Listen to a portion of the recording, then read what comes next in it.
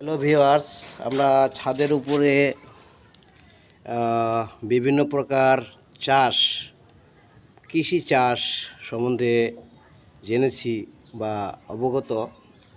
সেরকমই এখানে ছাদের উপর থেকে ছাদে টবের উপর মরিচ গাছ লাগানো হয়েছে।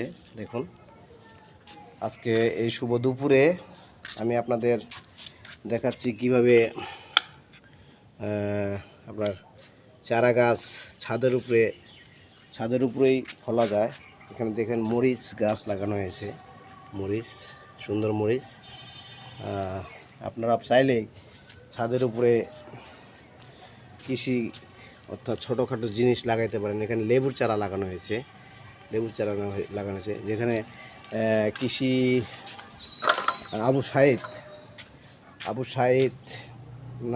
সাইদ যেখানে কৃষি বিষয়ে বাংলাদেশ টেলিভিশনে প্রচার করে থাকেন প্রতি মাসে সম্ভবত, যে ছাদের উপরে চাষ, কৃষি, ফুল, বিভিন্ন প্রকার ফুল। এখানে একটা নয়নতারা ফুল দেখতে পাচ্ছেন, নয়নতারা ফুলের গাছ, সুন্দর। তো এখানে আছে মরিচ, এই যে উন্নত মানের যেটা মরিচ, বাঘ মরিচ বলা হয় বা মিষ্টি মরিচের গাছের চারাটা কত সুন্দরভাবে হয়েছে দেখতে পান। আপনার চাইলেই ছাদের মধ্যে আপনার এই সমস্ত ছোট ছোট চারা টবের উপরে লাগাইতে পারেন। তাতে আপনার যে আর্থিক কিছুটা বাজার খরচটা বেঁচে যাবে।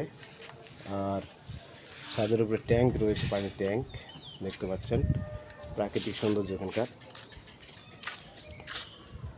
এক কথায় ছাদের উপরে যে সমস্ত জিনিস আমরা রাখতে পারি, যেমন এখানে দেখা যাচ্ছে ডিশ লাইন দেখানো হয়েছে, আকাশ ডিশ টিভি দুটি লাগানো আছে। এটা আমরা রাখতে পারি ছাদের উপরে, বাড়ির ছাদের উপরে। আবার এই যে এখানে এই পাশে লাগানো হয়েছে চারা কিছু লাগানো হয়েছে, নয়নতারা ফুল লাগানো হয়েছে। আর এখানে কলমি শাক একটা টবে লাগানো হয়েছে, কলমি শাক, মরিচ লাগানো হয়েছে, চাল কুমড়া, মিষ্টি কুমড়া লাগানো হয়েছে। মিষ্টি কুমড়া ফল আসেনি এখনো। আর এখানে যেটা একটা লাগানো হয়েছে তুলসী গাছ, যেটা ঔষধি গাছ বা উদ্ভিদ হিসেবে ব্যবহার বলা চলে। তুলসী গাছ আমাদের অনেক উপকার করে। হিন্দুদের এটা এক প্রকার পূজা করে থাকে এই তুলসী গাছকে। এই হিন্দু ধর্ম